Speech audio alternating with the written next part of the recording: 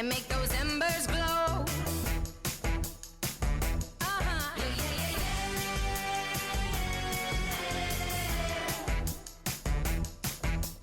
I'm on my way, and I don't skip a beat. I can't help it, I've got happy feet.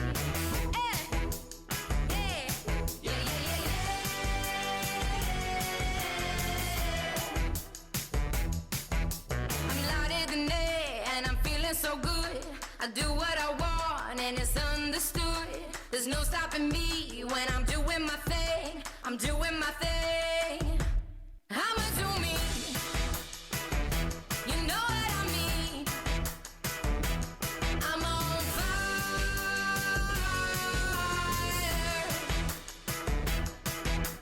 I'm feeling glad there's a spark in my soul.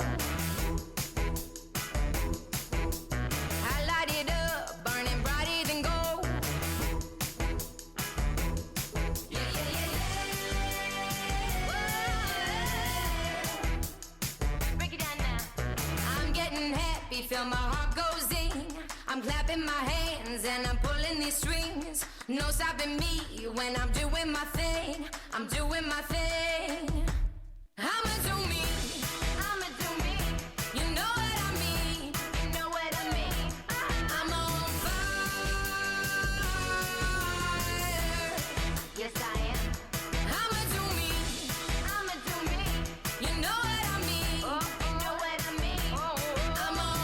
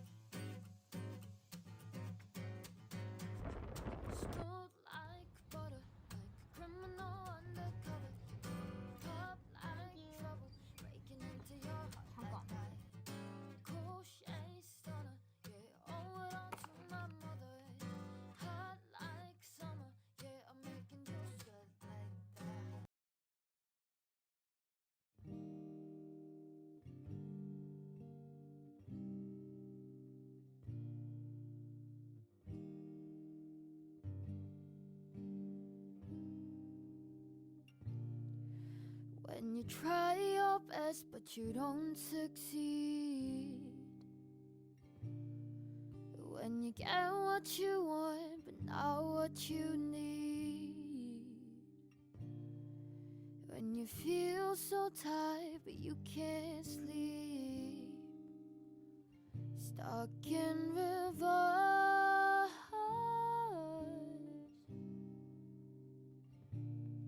and the tears come streaming down your face. When you lose something you can't replace, when you love someone but it goes to waste, could it be worse?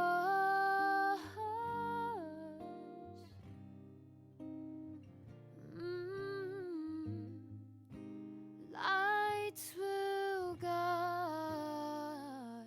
you home and ignite your bones, and I will try to fix you.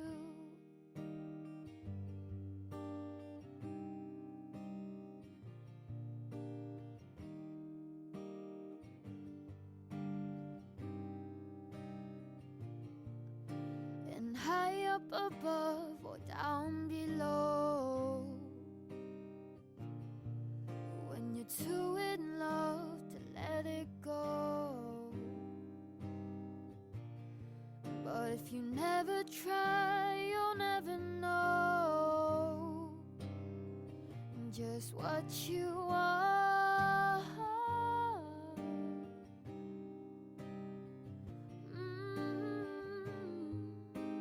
Lights will guide you home and ignite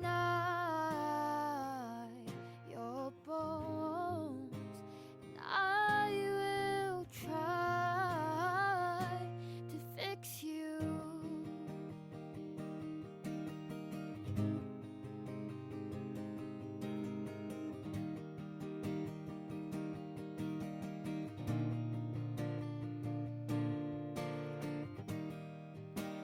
Tears stream down your face when you lose something you cannot replace.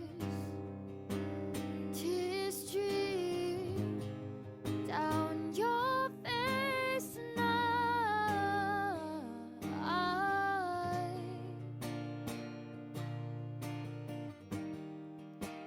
tears stream down your face. I promise you I will learn from my mistakes. Tears stream down your face, and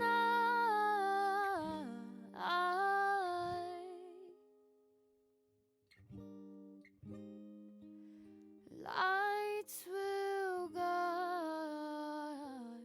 you home and ignite your bones, and I will try to fix you.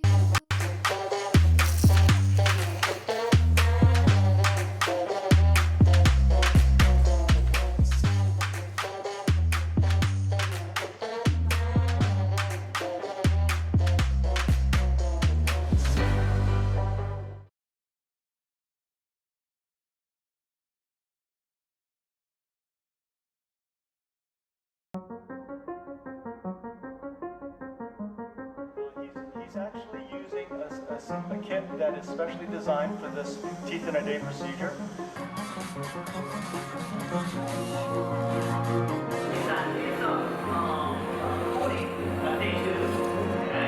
I would put on the chimneys, I would put on the everyway. There will be days and times when I can extract the patient's whole crown. To utilize Periodex at home, but generally speaking,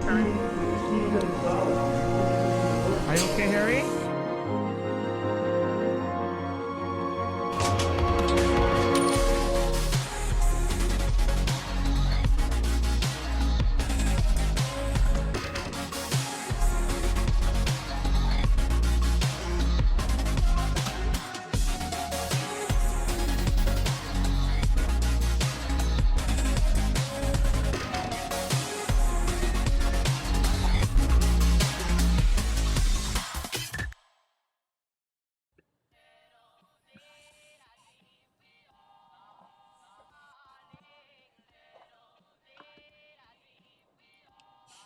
We're live. Hi, everybody. I hope you guys can hear me. I'm just gonna wait for the sound to come.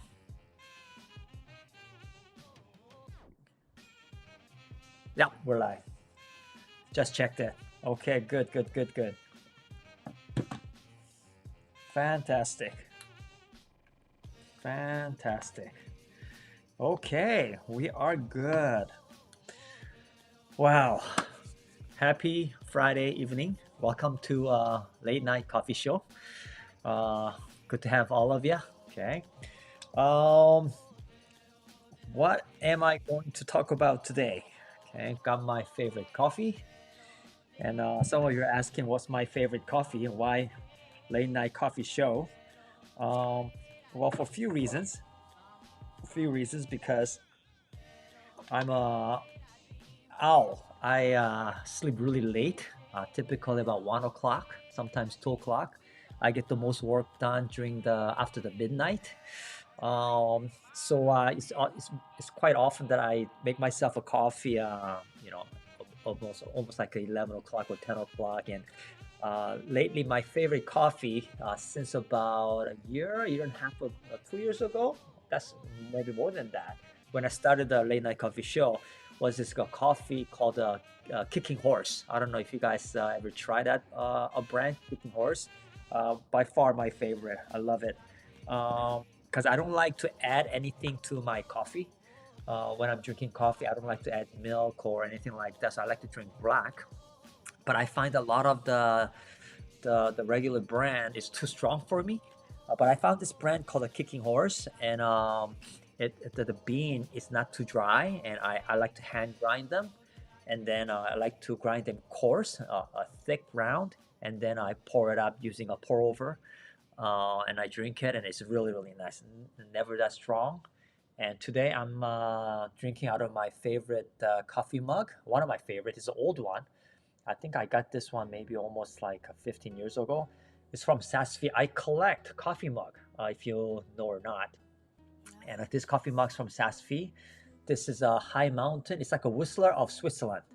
My wife got her master's degree when my kids were young in the field of art therapy. Of course, fast forward, she graduated master's degree in Switzerland, and then she got her PhD last year from San Francisco. She's a professor. But whenever I travel, I like to collect a coffee mug, and this is one of those. So I thank all of you. Who's here today? Okay. Who is here today? We have Io Wan Liang from Malaysia. Really appreciate you joining. We also have a Patrick.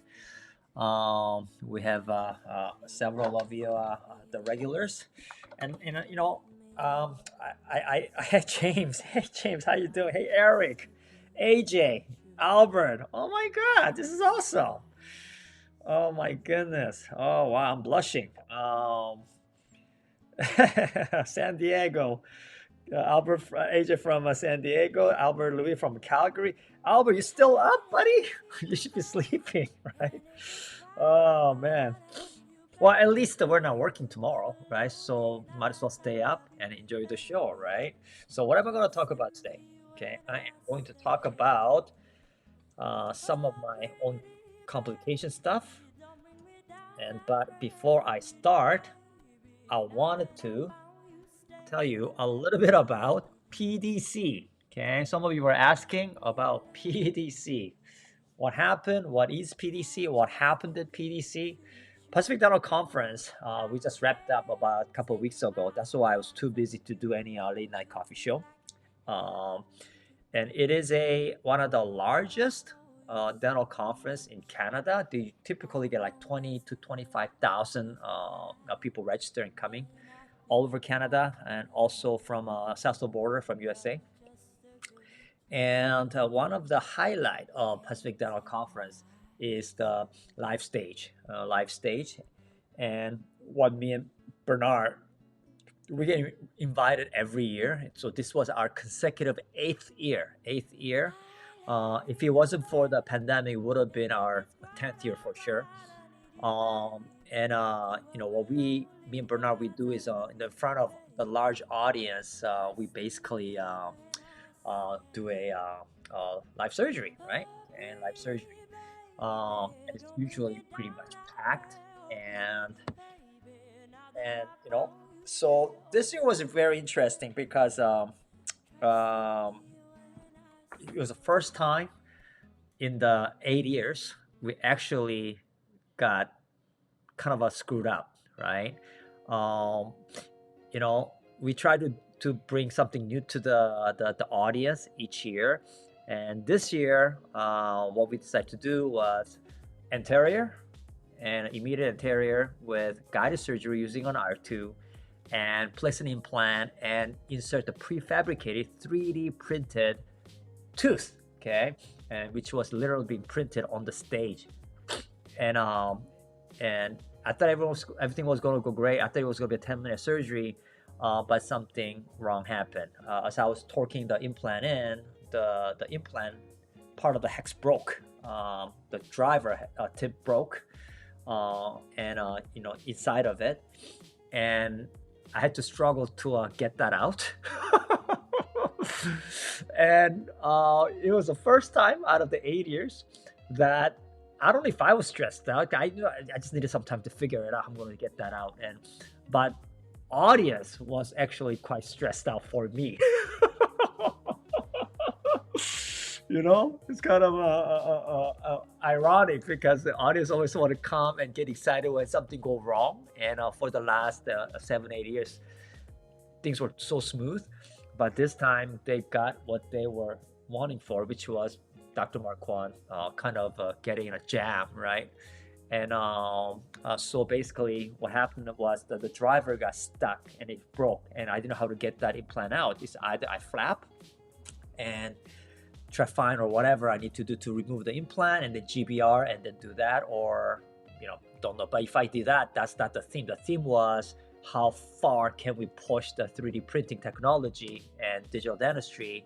So I wanted to stick to the theme. So what I did was I looked at it very carefully, and there's a part of the driver was broken, stuck in there, but the top part of where the hex is, I can still see about 1 millimeter still viable. So what I did was there was another driver I modified, I grinded, and then got that piece fit into the top of the broken implant. I reversed that out and put a new implant and put the prefabricated 3D printed tooth in there, and we still made it through the day. So it was pretty exciting. Oh goodness! So that was the story, right? So Albert, you were there, right? Everyone's so stressed out. So what are we gonna do next year? We'll see. A lot of people have been asking maybe do an FP1, on the stage. Maybe by then, maybe the technology will be advanced. Maybe we'll be able to pull that off. We'll see. But anyways, Dr. Jin is always the harder part of the two of us. Doing the surgery is easy. I mean, that's what I do all the time. But moderating, like Dr. Jin, he's so good at it. Look at it, in front of everybody, all the eyes on him. And when I was in the jam, like he took the pressure off me. So he always have like a side joke or extra slide. He called it the slide for emergency, and he was playing that so that the cameraman has the attention to him instead of me. And look at that, this the big the stage is amazing, right? It's like a big screen, like a movie theater screen. And what I've been told is that each day the overhead to do this stage is like $100,000, right, per day. That's the amount of the investment that Pacific Dental Conference does, so that we can do this. So that was good. And hope to see some of it actually came from out of town, out of the country, and came and say hello to me, who I've never really met, until Facebook. So if you guys come to next year PDC, Pacific Dental Conference, or any other conference, and come and say hello, have a coffee, and we chat and catch up, that'll be great. All right. So what are we going to talk about today? All right. What are we going to talk about? Oh, anesco, did you end up milling the abutment? No, like I stuck another implant in there after I took that one out, and then I managed to still put in the prefabricated 3D printed temporary screw type temporary that we fabricated, you know, beforehand, right? So that's what we ended up doing. So still made it work. Make a lemon out of lemonade. So today, let's talk about complication, right? Today, let's talk about complication. And the complication is about FP1. And it's kind of odd, isn't it, right? Because I'm a big big promoter of minimally invasive full arch therapy, and I still am.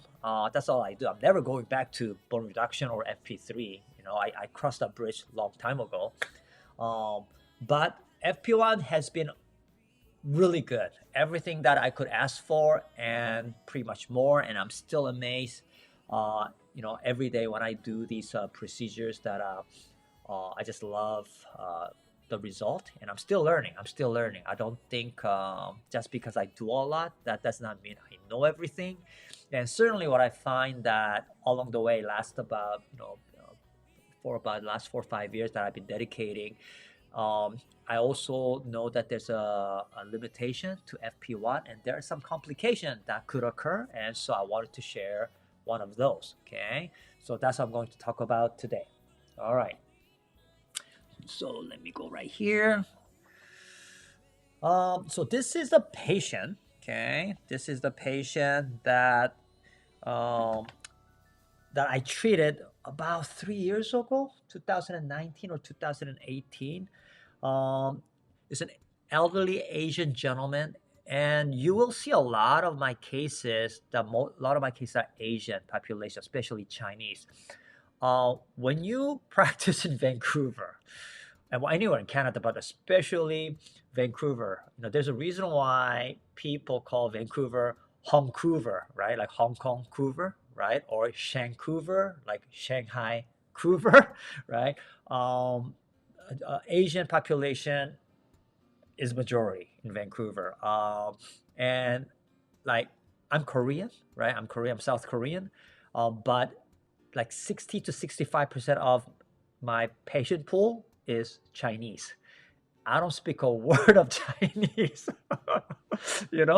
All I can say is, Yachu, Takai, it's been open, close, Tong, Butong, pain, no pain. That's about it. That's as far as Chinese I can speak. But luckily, I have a reception team. I have a trimming coordinator team. My CDAs, they speak Chinese. So, I get by. I wish I can speak Chinese, but unfortunately, my language skills suck. But despite that, my Chinese patient, my Asian patients, they come, and I do a lot of full arch on these patients. And 60% of my full arch referrals are from my existing patients, right? So about 6 to 70% of my patient are returning patient. I think that's how I built my practice. Been doing this for a long, long time, right? Yeah. So, anyways, this patient was a denture wearer, and obviously he wanted to get some teeth that he doesn't have to remove, something that's going to be very comfortable, and hopefully something that's going to be easy to maintain, right? So this was how he came with practically complete upper and lower denture, right? And then we decided to do a zero bone reduction, no bone reduction, FP1 approach, right? And hey guys, wow, a lot of people Friday night, right? Okay, thanks for joining. So R2 guide, right? And if you guys are following my post on Begin, you know that I'm a big advocate of tissue-borne guide, and when it comes to tissue-borne guide, in my experience, really nothing beats the R2. R2 is a really good tooth-borne, and I think R2 is really good guided software system. But I think out of all the guide systems that I use when it comes to tissue-borne, I think R2 is probably on the top of the list, right? And this was the case of, like, for example, in the upper, it has 6 holes in it. This is where I still used to do a lot of 6 implant a situation, right? And where it used to be a lateral to lateral, and then premolar and molar, and cantilever the canine off the each segment. So it's a 3 segment. What you'll notice is that recently, starting about a year ago, I start doing 8 implants a lot, right? The central incisor, the canine, first premolar, and the first molar, right? So 8. I usually bury the canine or next day delivery, because it's hard to pick up all 8, right? And then activate the canine later on, right? So that's typically how I do it. But back then, I was still only doing 6 implants, right? So that's how it is. And this was the teeth next day. So this was in March 2020, 21, 22, 23. So about 3 years ago, I guess, right? Yeah. And if you look at it carefully, you can still kind of smell my inclination to use multi-unit abutment, right? So even back then, I was still experimenting a little, because my surgical skill when it comes to FP1 has improved a lot in the last 5 years since I started. Because if all your life, if you've been trained to put implant an angle like all on X, and all of a sudden you want to put straight, it's kind of hard to do, right? Okay, yeah. So some of the implants were not perfectly in an angulation. So in those situations, I was using combination MUA, and this is a Tilio, a milled teeth next day bridge. But still, compared to what he was wearing before, I think it's still quite a bit of oh, I will mute the sound of that. Okay, yeah, gotcha. All right. Okay, all right. So that's much better, right? Okay, so we're going in. So this is March we did the surgery, and now this is the July. And what I notice is that first complication that has happened during the temporary phase is the one of the implant that I loaded, right, which was this one down here, that was failing, right? That was failing. So okay, so we took that out, put a new implant in there, and what I ended up doing, obviously, cut out the molar temporary and turn it into a cantilever, so that the new implant can heal, right? Okay, and so that's what we ended up doing. Okay, so this is a new implant there while it's healing. Okay, so patient just have an occlusion right up to, what is it, 1, 2, 3, 4, yeah, up to cantilever to the 5, right? So that's that. Okay, and then this is a July. After that comes to November. The new implant healed up. Okay, new implant healed up, and then we decide to take the impression, and for the final, I think. And what's this one here? Yeah. And I decided to do that before the final prosthetic. Okay. The final was not done by me, by my prosthetic team, but FGG. Okay. So one thing that I started doing a lot more in the last couple years, okay, is doing a lot of free gingival grafting. Okay, a lot of free gingival grafting on a lot of my patients. So on my surgery day, I do typically at least 5 patients, okay, of gingival grafting, soft tissue grafting, and I double book that with my implant surgery, right? It doesn't take that long, right? Here, I'm using the old traditional technique, right? Compression suture and everything. It's a lot of suturing. Now, literally using a modified Professor Sohn's sutureless FGG. Maybe I'll use a couple of sutures. I don't even use the apical suture, and it literally takes me like 5-10 minutes, and I can do all 4 quadrant within 20 minutes after the freezing. So tissue grafting is pretty easy, and it's very predictable, but it is important to do it.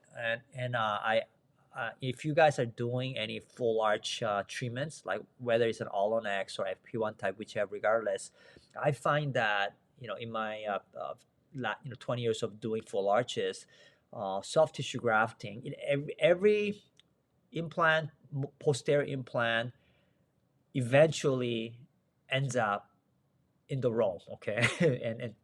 and for us, it's soft tissue augmentation. Because as the patient get older, they lose collagen in their soft tissue, and they get thin, they get minimal attached gingiva, and that starts to affect the longevity of the implant. So, I highly recommend getting into a free gingiva grafting, learning how to do those, okay? Yeah. Okay, yeah. Hopefully, can you guys hear me better now? I turned off the music, all right? Hopefully that's okay, all right? And so this, right over here, okay, is the final bridge, okay? Final bridge here, okay? So I don't think this is mounted properly. This was hand articulated just for the photo.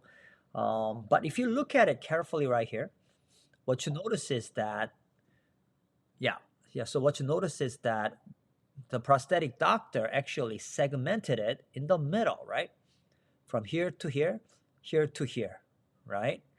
And on the bottom was segmented, I believe, from 3 to 3 and 4 to 6, okay? So 3 segments, okay? I think that's how it was. But from what I remember, after patient using this bridge like this, patient ended up fracturing one of the front cantilever in the anterior, right? Okay, so this is a thing, right? When you have 6 implants and when they're not properly oriented, right? Like, the draw, then it's hard to section it properly, right? Okay, we end up leaving cantilever somewhere, right? That's one of the reasons why nowadays I'm doing 8 implants so that I can eliminate the cantilever. But with the 6 implant, you got to leave a cantilever somewhere. And because my implant positioning was not that great, because, I'm not a very good surgeon, okay? So the prosthetic doctor had to decided to do a section, the upper 2 pieces. And because it broke, and because it was multi-unit abutment level, our first segmented bridge on the top, what we did was, okay, later on, basically redo the anterior bridge at a fixture level, use a custom abutment, custom milled abutment, and we gave this a kind of funny, funky looking 1, 2, 3, 4, 5 unit anterior bridge, okay? Yeah, so that's what we did in the April of 2021, okay? So already, right off the bat, 2 complications occurred, right? 36 failing, right? But that's okay, because he failed early failure, put a new one in there, and it's all good, okay? Because that's going to happen, right? And if he's going to fail, I'd rather fail in the early phase rather than later, right? And then the first bridge, the 2-segment bridge, one of the cantilever broke, so we did a new one to over here. So we're still good. We're all good, right? And then that was 2021.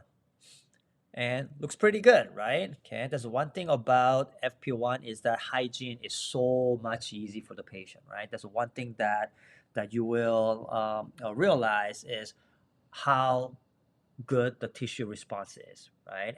And his oral hygiene was not that great to start with, but with a electric toothbrush, water pick is okay, but it's not mandatory. Okay, I'm not a big believer that water pick replaces toothbrush and Proxo brush. Water pick removes food, but I don't think it really cleans that well. I think a mechanical toothbrush is the best. Electric toothbrush is great, and that's what he uses. And as you can see, it's doing very, very well. Some areas, papilla totally filled in. And don't forget, this is fully edentulous patient, right? And we used to think that in a fully edentulous patient, papilla will never grow back. But guess what? Sometimes they do. Oftentimes they do. Not everywhere, but the tissue regeneration is amazing. Okay. Yeah. And then 2023, fast forward 2 years later, patient noticed a little bump on the gingiva of the 1-2 area right here. We took an X-ray, It's okay, a little bit of a crestal bone loss, but no big deal. I mean, I wouldn't call that a periimplantitis or, anything detrimental. So I was thinking maybe it's a little red because he cannot get his Aproxa brush in there properly. Maybe, I don't know, right? So I wanted to remove this bridge and trying to open up the embrasure of the segmented bridge, right? Guess what? Okay, I had a heck of a time removing that bridge because it was off angle, and my prosthetic doctor cemented it using Rely X. And some of you, if we use the resin cement, Rely X is one of the strongest resin cement, and they're so hard to remove.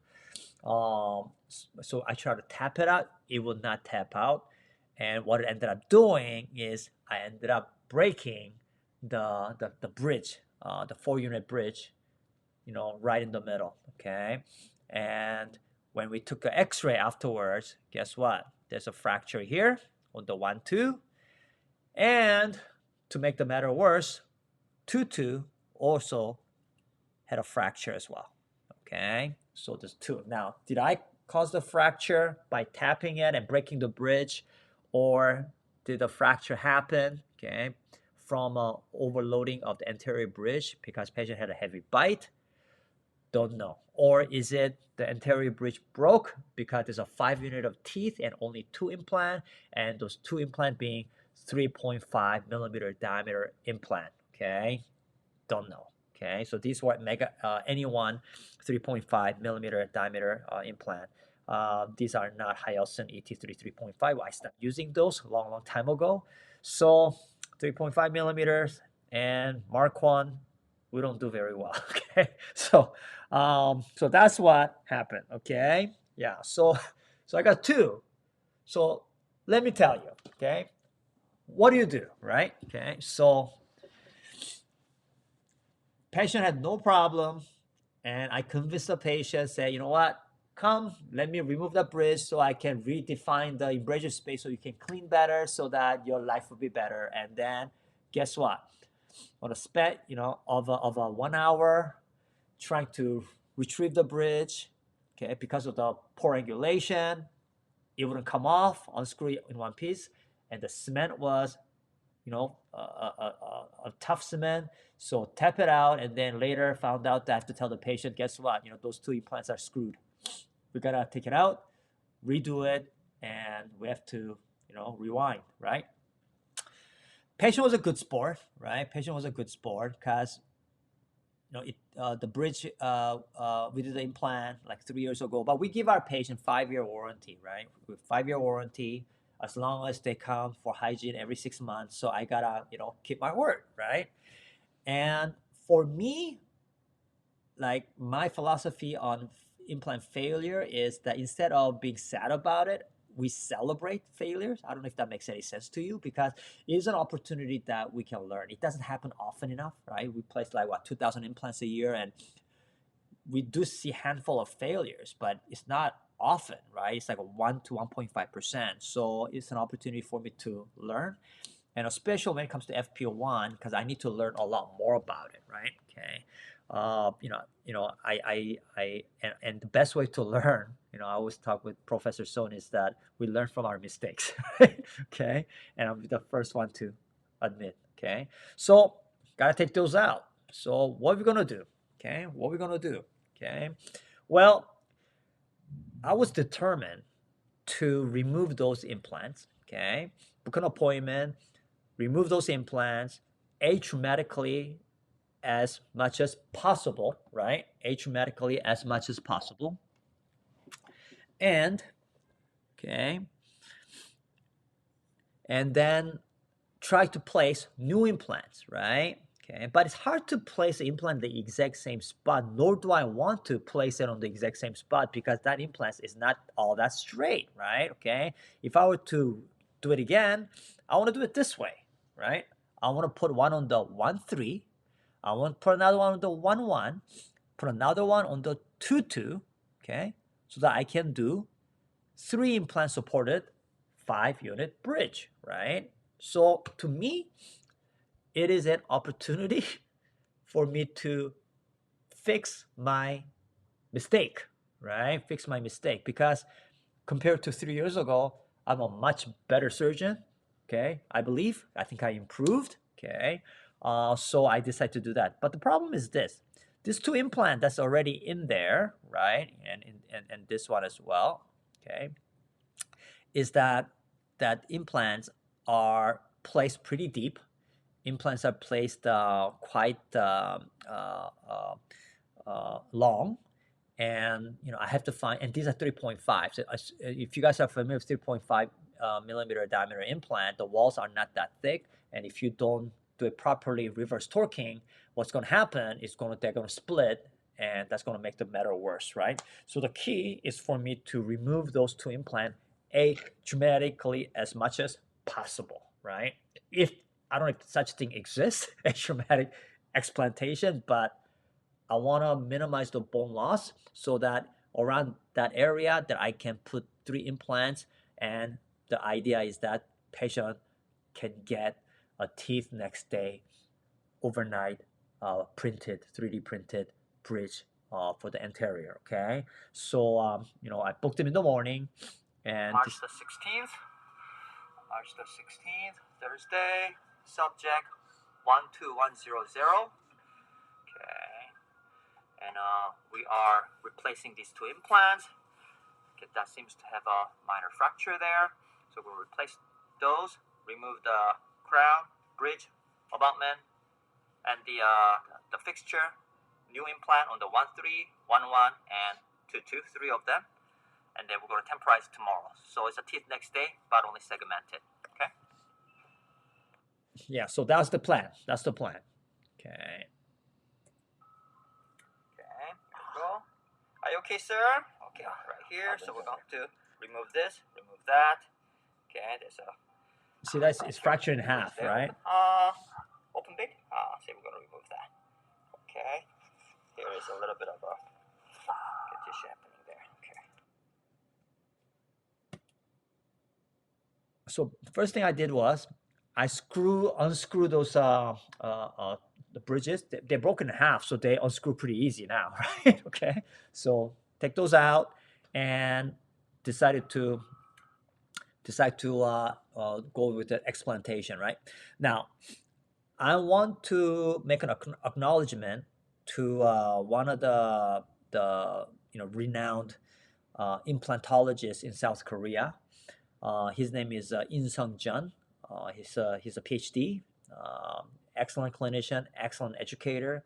I learned a lot about explantation algorithm from him.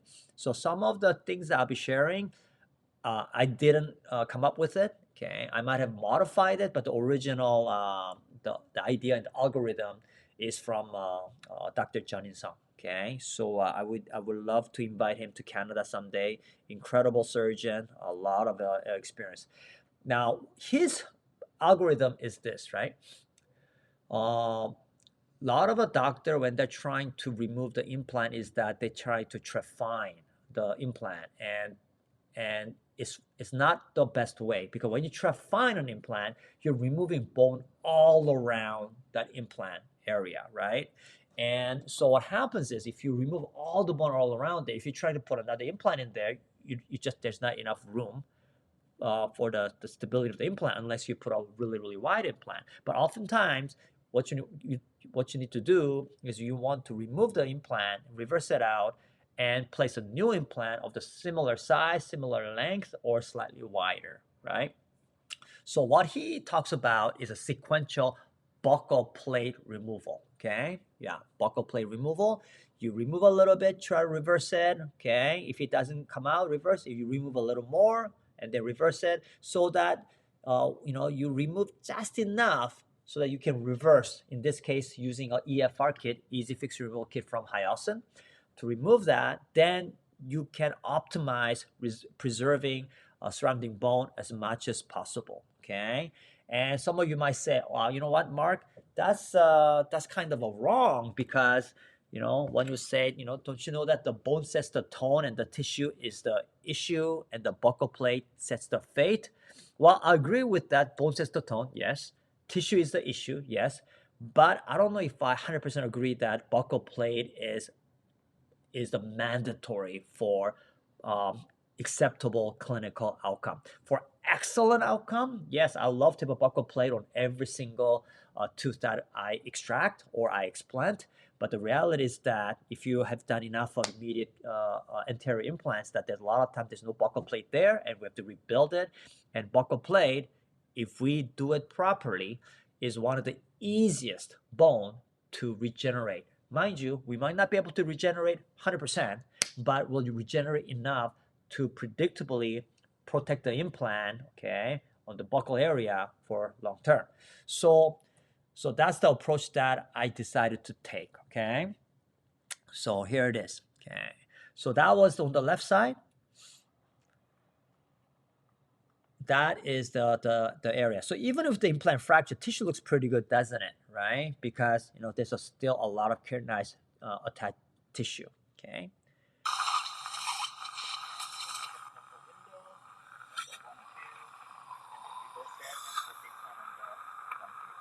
Okay, so what is here is implants were fractured, but as you can see, the buccal plates are still intact, right? The implant, so this implant needs to be removed. But if I were to reverse this out just using an EFR kit, there's high chance that it might just flower, and then I might have to dig it out with a, you know, conventional surgical approach. If I did that, what's going to happen is that I'm not going to have enough bone surrounding there to put the implant exactly where I want it to, right? I don't think so. Absolutely not, right? So we got to take the buckle and then remove that again, just like here. See that? Yeah, so this is what I did. So what we did was I made the window, buccal window, okay, little by little. So what I use is 557 long shank oral surgery with the oral surgery handpiece, basically burr, carbide burr. Trephine a little bit, torque it, and the torque that you want to use when you're using EFR kits such as this, you don't want to go over 150 Newton centimeter torque. 150 180 is a maximum. If you go over 200, there's a chance that something might break. Okay, either the torque, the reversing, the body might break, or the core screw might break, or the implant. Worst scenario is an implant fracture may even get worse, right? So if you look at it right here, I don't know if you can see. Let me see right here. Okay. Yeah. Okay. There's the fracture line that's going through, right? So you'll probably see that. And let me see right here. There you go. Okay. So this is exactly how I do it. Okay. Thank goodness for iPhone, isn't it? Takes amazing photos. Okay. Okay. Yeah. So that just goes right down. Okay. Yeah. So that's how you reverse it out. Yeah.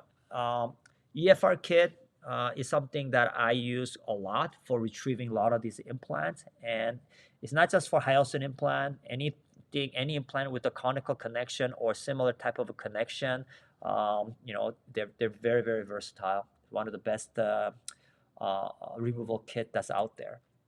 And then I place my 3 implants. Okay, I place my 3 implants, 1 3 and 1 1 and 2 2. Okay, 1 3 1 1 and 2 2. Okay, so I place these 3 implants.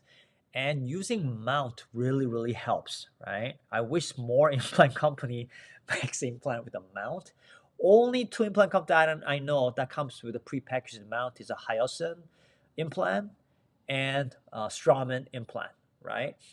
So what these mounts are hyosin mounts. I have literally like thousands of these, right? And I kept them so that I can use it on my Megagen implant, right? The anyone. So that's how I do. And then basically I was just using a simple suckdown S6 stent to gauge where these directions are, right? So that's pretty good. And what I also did was where the buccal plate, you see that buccal plate is where its implants come out. I'm going to fill all that in with sticky bone, okay? Yeah. When you are troughing these implants before you reverse it, my recommendation is remove the buccal bone, maybe even go around, okay, into proximal just a little bit, but do not destroy entire interproximal bone or the palatal bone. You want to protect the palatal bone at all costs and try to protect the interproximal bone as much as you can, and try to limit the troughing, okay, bone removal, sequential bone removal to the buccal, right? And then what we did was we sutured, and then we, oh yeah, before we take the impression, I always check the depth of the implant by placing 4x4 or 4x5 millimeter healing abutment. So ideally, once you put these healing abutments, and when you approximate the tissue, and when you place the 5 millimeter healing abutment, when you approximate the tissue, and if the tissue comes right to the top of the healing abutment, those are ideal. Because if you do that, and then you make a prosthetic, that prosthetic is going to push the buccal tissue slightly buccal, and when you do that, tissue goes to apical another millimeter, and that means that the implant is 4 millimeter below the buccal gingiva, which satisfies the zero bone loss concept of Thomas Linkovicius' theory, the rule of 4 that we call it at Bice Institute, right? So this is the right depth. If it's not, what I do is I torque it a little more, right? Okay, so I do a depth control, okay, as best that I can. Okay, that's one of the things that a lot of the new graduating doctors, they don't pay too much attention to. The depth control is just as important as the three-dimensional buccal lingual mesial-distal positioning. Okay, so it's very, very important. These are impression coping, and the new implant that I placed is a 4 millimeter diameter, anyone, 4x13, all three of them. Okay, that's what I placed. And these are impression coping from Hyosun ET3. They're compatible, right? So I use these one because they're easier to take impression with because they got big holes in it. Easy for me to put it in. And I don't need to take an X-ray to verify because this fits in quite nicely. And then these sutures are monocryl, 5.0 monocryl. These are, I call it long-term dissolving sutures. They're the best in my opinion. You know, they dissolve majority of them in about 2 to 3 weeks time, but they keep the tension. So I use this for almost all my surgery. So we'll see you tomorrow when we'll have a immediate temporary teeth made tomorrow. Okay, excellent. So I took the impression, give it to my lab, and they're going to CT scan the impression. Okay, yeah, the tray. They don't pour it up. They take a CT scan, they sterilize it, and they print it, and then fit the tie bases on, and then next day it's delivered by one of my prosthetic doctor. Okay. Do you place membrane over the sticky bone? No, Patrick, I don't. If my flap is good, full thickness flap, membrane is totally unnecessary. Okay, totally unnecessary. It's been proven. Professor Son did a research, he proved it. But I do believe that if you're taking a lot of releasing incision, if there's a lot of bleeding coming from the periosteal release, then I might want to put some membrane in there. But I tell you, a lot of the membrane, the boxes that I purchased, they're expiring. Okay. Yeah. So no. I think less is more in some of situations, and the tissues heal just fine. I don't know what the reason is, but I think the sticky bone has enough growth factor within that sticky bone to promote good tissue healing. Yeah. So this is the teeth next day. Okay. This is the teeth next day. Okay. Temporary teeth next day. Segmented temporary. 3 implant. 1, 3, 1, 1, and 2, 2. Write down for me. It's healing real fast. Amazing. Thank you. Yeah, so this is 3D printed. Okay, the positioning is not bad, right? 1, 3, 1, 1, and 2, 2. And I didn't even use a R2 guide. I free-handed it just with the simple suck down S6 surgical stent. So yeah. Okay, so now I'm happy because that's the implant position that I should have placed 3 years ago, right? So for me, it's another round of reconciliation. I put the wider implant, longer implant, and hopefully this time round, and it'll do better.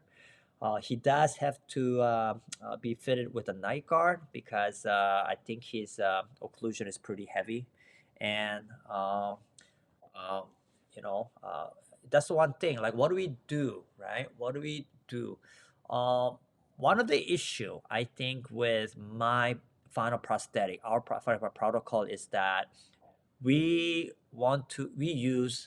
never use a full contour for top and the bottom. Okay, we don't use full contour for top and the bottom. We use what the mandibular, I think it's a full contour, and the maxillary on the occlusion, we're using a ceramic, okay, porcelain occlusion, because I believe that one of them should at least be porcelain, so that if there's some kind of eccentric contact or something wrong, porcelain will chip. Porcelain chipping is not always a bad thing. However, the problem is with years go by, what happens, porcelain wears down, and the shear force start to generate at the lingual of the upper anterior, okay? That's with any occlusion. Even the natural occlusion, that's going to happen. So one of the things that my prosthetic doctor and I have to check when we're doing a 6-month check is doing a shim stock and make sure that there's always a slight shim stock release, okay? Just a shim stock, okay? So that the anterior is not hitting too heavy. I think that's very important. And we also check their night guard as well. We give free night guard for all our patients as a gift. And they will probably have to get changed every 2 years or so. Okay, so I think that's also very, very important as well. Okay, yeah. Good question. Okay, 4mm implant for the win. I hope so. If that doesn't work, next will be 5mm, right? Okay. I hope so. I hope so. And EO1, are you using S6 night guard for the patients? Yes, I do. Thicker S6 night guard. And what we start to do is we also print night guards too now. 3D printing is amazing, right? We have a 3D printing software that we can actually make the night guard a little bit thicker than S6 suck down, and also but the resilience of a thermoplastic night guard. Okay, so that's the one that we are right now playing with. We are trying out, and if I feel that it's giving us a really good result, I'll do another late night coffee show just on that. Because the reality is this, right? Did you know that research proves that more than 50 or 60% of our patients who we prescribe night guard, they don't wear it, right? They don't wear it, right? Can you imagine 50% of all the night guard that we make for them and that they pay money for, they're not using it, right? They're not using it. So, so I come to realize, you know what? But whenever I give them a S6 night guard, something thin, even though they don't last that long, they wear it because it's comfortable, right? So I took an approach of give them something that they're going to wear. And so they wear the S6 night guard, and S6 comes a different thickness, and I use the one that's a little bit thicker for the night guard purposes.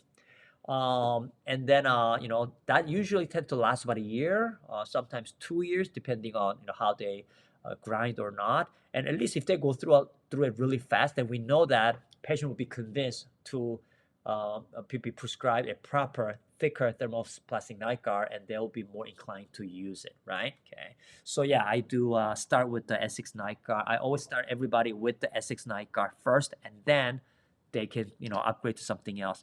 Yeah. Most of them can't sleep with the free night guard. What do you mean free night guard? Or the thick night guard? A lot of people can have a hard time sleeping with a thick night. I have a thicker night guard. I have a hard time, so I use a S6 night guard too, right? It's much more comfortable. But with the 3D printing, I think we can control the thickness and the fit much better. So I think that's probably the future. We print all our night guards. But we are starting to play with the software, see how thin we can get without losing its strength. So that's that. Hope you guys enjoyed this late night coffee show. I'm still learning. Some of the implant failure that can happen. But the thing is, though, with the technology that we have, I'm not really worried about the failure because I know that I can do better to solve some of the cause of the failure, and I learned from it. And we have in-house lab support, and with the 3D printing technology, guys, I think that's really, really exciting for everybody. Not just me, but a lot of you.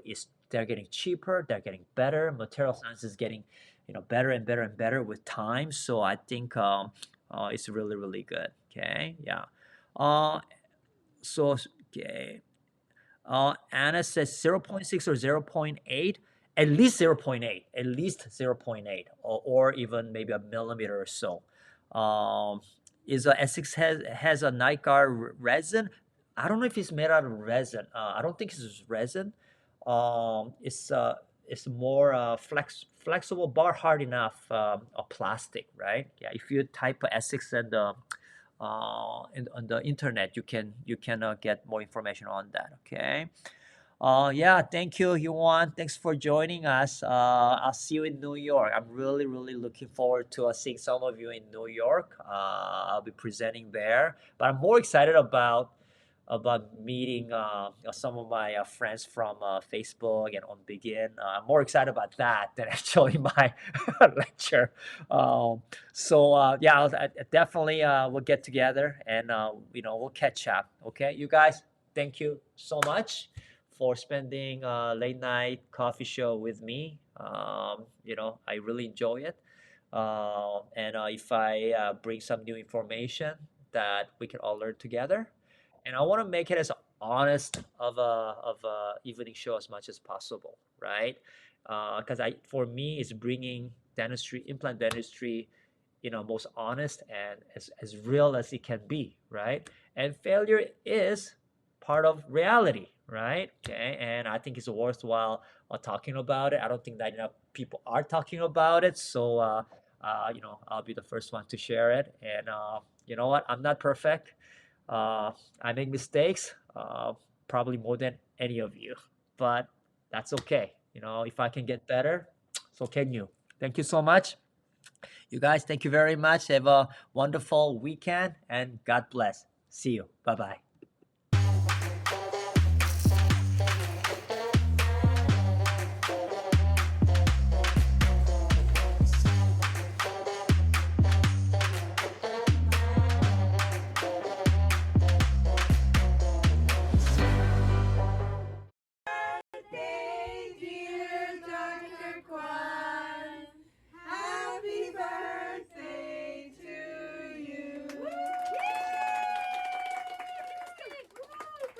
You know what? I would have said I would have expected that, but today I was so busy. I know, I'm like, he's so busy. I was so busy. Like, to be honest with you, I did not expect that. Okay? Make a wish. Should I blow with my nose? Yeah. Okay. Okay. Blow. Thank you. Woo! Oh, missing one girl. Oh. Ah! I should have. Now I'm going to go up to you and kiss you in the mouth, okay? There you go. Happy birthday, everybody. Thank you.